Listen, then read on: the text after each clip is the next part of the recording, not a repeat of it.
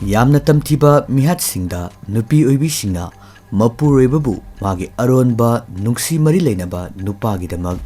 tamtiba mihatta hatpagi kesing yamna toina handagasi thengnare. Ngasidagi tha manga muki mamangdasu UP gi mirutta Mapuroibabu mahaka aronba mari leinaba nupaga lautunaduna hatlaba matungda asangba machugi drum amagi manungda matuk mari thokna Mapuroibagi hakchangbu kaklaga cement haijillaga Thanambagi case miyamsu tabiramlagani. Adugumba tamtiba thogdoduna maram moiraga Mapuroiba kaya amada wakhalgi awaba pibada natana ahing tumhankidaba muskangi tamtiba mihat asiga chap manaba case ama Meerutagi 250 km chatlaga laiba Rajasthangi Alwar hariba mufum asida haukiba August thagi tang taraga mangada thokre. Mayambu kurumzari basics update na ngasisu anoba case ama puduna laksari. Case asi Rajasthangi Alwar district ki manung chana lairiba Kharthal Tizara hariba mufum asida laiba Ardas colony gi asanba ka amada thokiba thogdokni. Masamaki nupina tamtina hatpikraba Mapuroiba sigi mamingna Suras masagi chahi kuntraga manga ma ke asengba laifam asi UP gi Shahjahanpur hariba mafam asidagini ma ki loinabi asigi mamingna Sunita Elias Lakshmini makhoi ani yumban punsida khongdarakba chahi nipan hele aduga makhoi anigi macha ahum amasu leire. Suras ki imung asi yamna nungai yaifaba haibadu oiramde. Nongmagi suraga chajaba family ni masigi mathakta masasingi mahi masing tamnanaba honabada Suras mapa ama oina awaba pumba kauthoklaga leijaba thaduna masasing asigi ningba thunganaba yamna kanna honajaba mishak amani. Fana kanna honarabasu sumsum putharakpa nattana ahongba amata makogi family asida leiramde. Masigi matung Suras amadi Sunita masasing asi puduna Rajasthangi Alwar district ki manung chana lairiba Alwada hariba khungang asida lisingani kunga manga chaliba sahi asigi haugalakpada laktuna mafam asida laiba cheki pham amada thabak suba yaurami aduga masa singsu mafam asida mahi masing tamalami.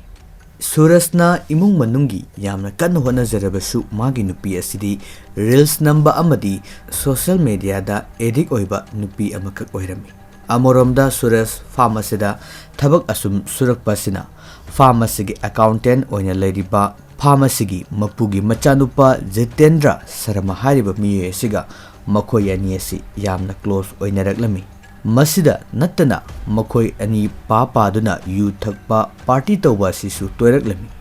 Asumna Surasna leiriba mafam aduda lakpa matamda Suras ki nupina reels namduna leiramba adu Jitendrana thengnaki.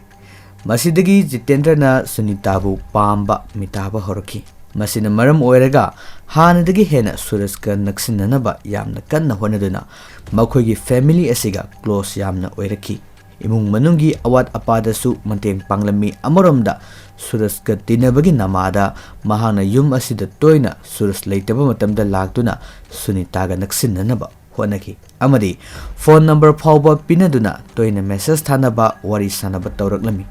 Masina maram oiraga makoi ani masina maram oiraga Jitendra amadi Sunita tamna nuksi marida khongdaraki. Adubu Surasna thabak yauriba check ki pharmacy nongju thalakpana maram oiraga thabak subasi lepatarami.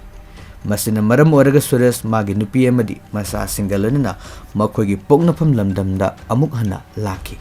Amaramda Jitendra Saramana Suras amadi Sunitagi family na mayumda hankiba asi mahakidi apamba oiramde. Masina maram oiraga mahagna Surasta call tawduna amuk hana mafum asida laktuna thabak ama tawnanaba aduga Jitendra gi mapagi kabara sandokpa yumsing lei maduda thagi lupa lising amaga changwa piraga mafum asida leinanaba mahagna sille haiduna hairami masigi matungda Suras amadi magi family masasing puduna Jun thagi mayai chalakpada Jitendragi Karathal Tezarada leiriba asanba ka asida Sunita amadi Suras makogi family asi leiba horaklami. Masigi matung tarakpada Jitendra toina imung asida changlaktuna Suraspu mahangna yamna toina yu pithaklammi aduga Surasna yu ngauduna laiba matam adudana Sunita makoi ani yamna toina irai laina unarami asumna Jitendra Suraspu yuda laichuba miyoi ama namduna ohelaga magi nupibuna aronba nungsi mari thamnaki Surasna yuda laichuba miyoi ama oirakpa sida Sunita su nungai tabadi faurami loinana makoina leiriba yum masigi yumbu haibadi Jitendra gina apopi Mithiles tasu complaint taurami aduga mahaki Mapuroiba sibu yu thaktanaba khara ngangbiyu jaibiyu haiduna phongdoklami Suras ki punsida honglakliba pumnamak asidi Suras amadi Sunitabu Jitendra na mahaki yum asida purakhraba matungdagidi Suras pu manghannaba yuda laichuba miyoi ama ohennaba Jitendra amadi Sunita na sarau sinduna thabaksing asidi sathakibani masigi matung August ki tang 18 nomaijing numit asida Jitendra ki mama Mithiles na Sunita amadi Suras ki family gi miyoi amata ude haiduna moina lediba ka aduda sangnuba matamda kanamata leiramde masigi matung Mithiles na yum adugi mathak aduda karakpada yamna namthiba manam amakak laklami madu ahanbada Mithiles na sasan sibigi manamni haiduna khanjarami adubu lakliba manam adu yumthak aduda leiriba asangba machugi drum adudagi tholakpani haiba ase khangki adubu drum adu hangdokpadi ngamkide masidagi mahakna chingnaraduna police ta call tauki amadi police ki team su mafam aduda yauraki loinana police ki gari sing adu lakpo ubadagi khungang adugi miyei singsu Mithiles ki yum adugi mapanda miyam tinba horaki asumna police ki team aduna yum adugi mathak thangbada leiriba floor aduda karaklami madugi matungda asangba machugi drum ani leibadu urami aduga mafam adu naksilluba matamda yamna manam namthibana maram oiraga chin kumduna mafam aduda changlami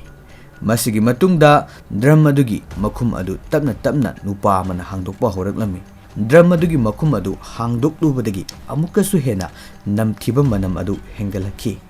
adubu drum aduda khut humjinduna manungdagi firol mompak phidak oi tawba firol singkhara singthoraklami maduda manam adu amuke hena khangkan kangkhalaklami adubu firol sing adudi tamna tamna lokthokpa loiraba matungda drum aduda yengluba matamdadi yamna angakpa kiningai oiba mawngda drum adugi manungda miyoi amagi pathapum tharaba haksang ama thengnaki haksang adu atai kanagi su natti UP gi Shahjahanpur hariba mufum asidagi later lairagi damak Rajasthangi Alwar district ta asanba ka amada leiriba Suras ki haksang oirami adubu Suras ka punna yum aduda leiminariba mahaki masasing amadi mahaki loinabi Sunitadi yum aduda leiramde loinana mahaki marup oiriba Jitendra saramasu yum aduda leiramde loinana police nasu thokliba thogdo sigi matangda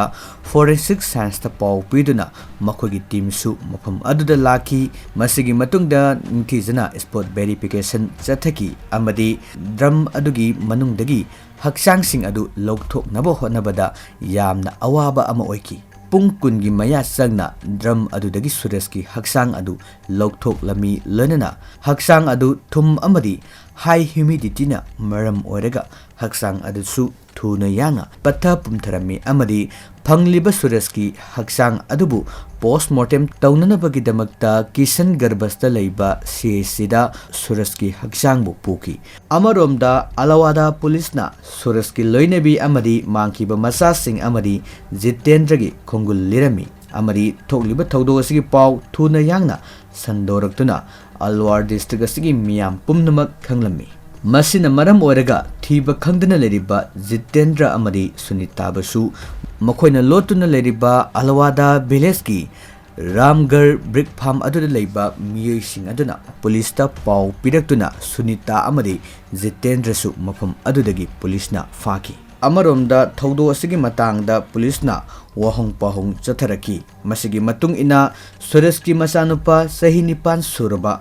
Harsanna maki apokpa mapa asi maki mama Sunita amadi Uncle Jitendra sarmana hatpani haina police ta phongdoki Jitendra ga mahaki mamaga nungsinai amadi makhoigi imung manungi matengsu yamna pangi amadi chana thaknaba mayam amasu leirei masida natana makhoibu school gi ming chanba matamdasu Jitendra na mateng pangbi aduga makhoina leriba mafam asidasu yamna toina lai haiduna machanupa asena phongdokli masigi matungda mama amadi mapasu yamna toina khatnabagi thogdoksing thoki masigi matung tarakpada haukiba August ki tang taraga manga numit asida makhoigi yum asida Suraj amadi Jitendra yu thaklami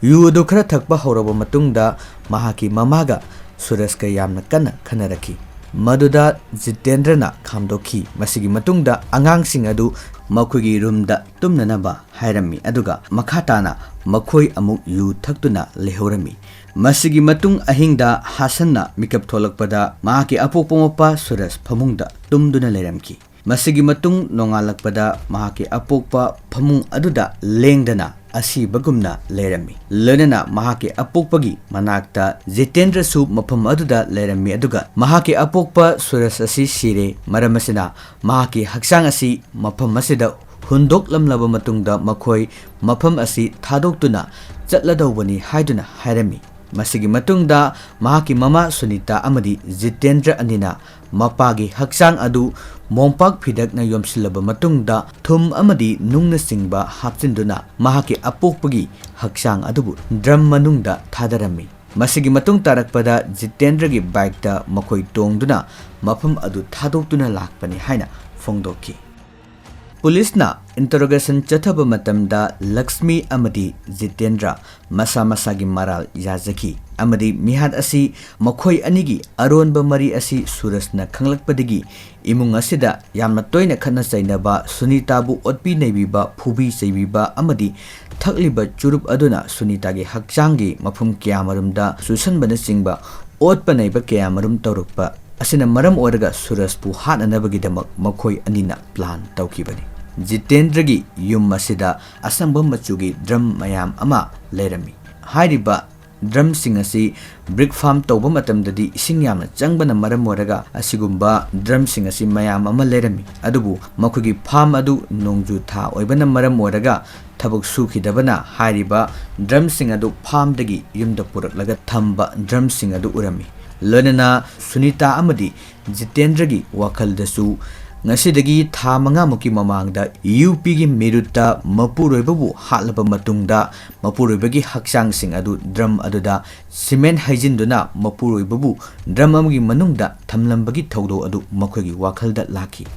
masigi matung tarakpada makhoi anina mihar asi satharasi haiduna plan tawbagi matung ina mihar asi sathagadaba numit mangani muk watlingegi matam asida Jitendragi apokpa Mithilesta Sunitana hapta amagi manungda noma khaktang toti lakpana maram oiraga ising hapnanaba partagi khudong chadaba khara leire aduna drum asi ama pibiu haiduna hairaba matungda Mithilesna drum adu Sunita pirakhibani August ki tang taraga manga asida Jitendra amadi Suraj yu thaklami masida yugi saruk sing adu Surajtana hena yamna pithaki masigi matungda yugi nishaduna maram oiraga tumtharingeida Jitendrana Surajpu mon namduna thamki aduga Sunitana makhong ani adu namsinduna Mapuroibabu hatlaba matungda thawai yaudraba Surajki haksang adu mompak phidak aduna yomsillaba matungda drum adugi manungda hapkhibani haiduna makhoi anigi statement da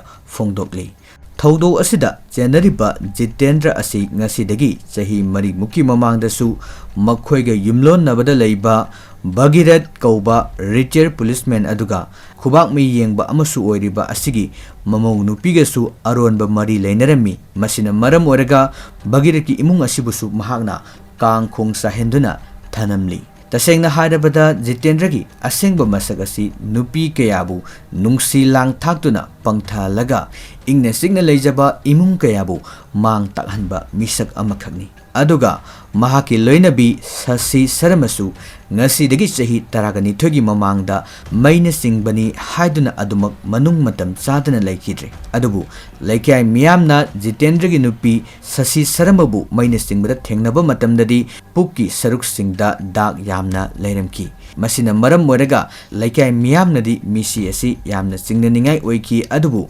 Sasigi mapamgi imung manung asi yamna laireba khukan pangandaba miyoi ama oibana maram oiraga misi asigi matangda chingnarabasu pangal thokpadi ngamkidi masina maram oraga misi asisu adumak maina singduna sibani haiduna thaudu asigi matangda karimata thijindana namsinduna adumak loishinki Jitendra Saramagi imung asi yamna nungai yaifaba imung amani mahaki apokpa asisu property dealer oibada natana chekon kayamarum linkatuna khungang adugi miyamna sell paibada maral mathum laibada singthanaba miyoi amakhak oirami loinana thogliba thaudo asigi matangda Alwada Police ki SP Manish Chaudhurina phongdorakpada laikidraba Sureshna Lamlanba macha ahum asi Child Welfare Committee gi khuthangda Suresh ki imung manungda angang ahum asi sinakre loinana fangliba postmortem gi report amari makhoigi statement sing asina maram oraga makhoigi mathakta ningthijana